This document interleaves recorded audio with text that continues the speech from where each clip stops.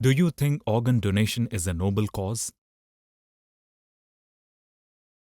Does it benefit people in need and their families? You know all this, but have you pledged to donate your organs yet?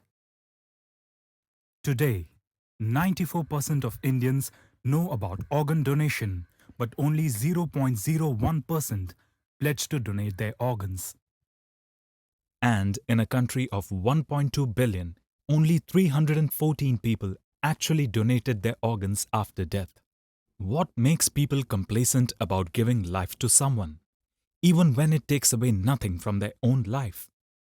Fortis, a leader in the healthcare sector of India, decided to shake them out of their slumber of inaction by creating a narrative that pinched them into actively participating in the cause. The Defence Personnel of India, a constant source of pride and inspiration for the country, now inspired people in a completely different way.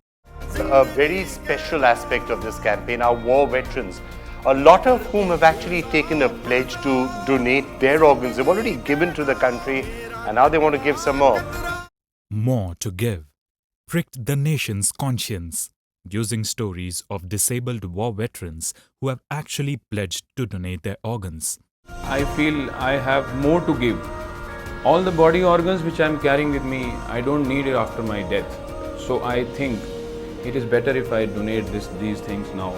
I have donated my organs as I feel there is more to give. You have so much more to give.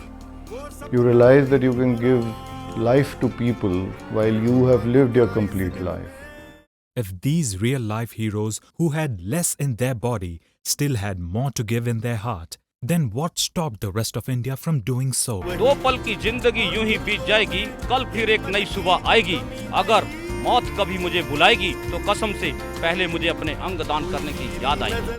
Their stories were brought to life through extensive coverage on news channels, support from army chiefs and border security force jawans, on-ground events and activities, support from influencers and celebrities, amplified through the More to Give microsite and social media.